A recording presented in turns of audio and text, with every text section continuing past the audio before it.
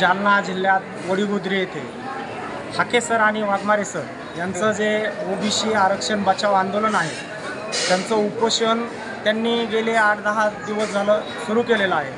आम्ही प्रत्यक्षात तिथं जाऊन त्या आंदोलनाला भेट दिलेली आहे, पण सरकार त्यांच्या आंदोलनाची पाहिजे तेवढी दखल घ्यायला गेलं आहे। वाघमारे सरांची आणि हाके सरांची तब्येत खालावलेली आहे, त्यांना सपोर्ट म्हणून आम्ही आमच्या गावामध्ये आमरण उपोषणाला बसलो आहोत।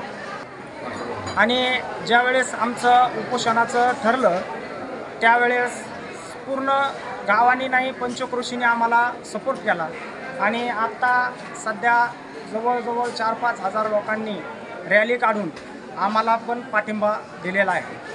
पुढील मागणी हीच आहे जी की हाके सरांनी मांडली। तुम्ही म्हणताय की ओबीसीमधून आम्ही ओबीसीला धक्का न लावता आम्ही आरक्षण देणार आहे, पण ते कसं देणार आहे? तर ओबीसीला तर धक्का लागणारच आहे, पण ते म्हणतात लागणार नाही, मग तो कसा लागणार नाही याचं त्यांनी लेखी द्यावं असं हाके सरांचं जे म्हणणं आहे तेच आमचं म्हणणं आहे।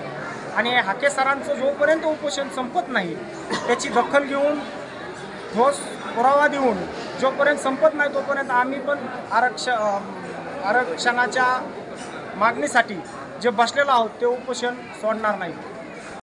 सर्वजण या ठिकाणी परत एकच पर्व ओबीसी सर्व, एकच पर्व ओबीसी सर्व, ओबीसी एकजुटीचा अमर रहे, अमर रहे मुंडे साहेब, अमर रहे, अमर रहे, अमर रहे मुंडे साहेब, अमर रहे। श्रीमान हाके आगे बढ़ो, हम तुम्हारे साथ हैं। वाघमारे सर आगे बढ़ो, हम तुम्हारे साथ हैं। एकच पर्व ओबीसी सर्व, आरक्षण आमच्या हक्काचं नाही कुणाच्या बापाचं, आरक्षण आमच्या हक्काचं नाही कुणाच्या बापाचं। अमर रहे, अमर रहे मुंडे साहेब, अमर रहे, अमर रहे, अमर रहे मुंडे साहेब, अमर रहे। ओबीसी एकजुटीचा ओबीसी एकजुटीचा आताच या ठिकाणी आदिनाथ महाराज शास्त्री यांनी 500 रुपये या ठिकाणी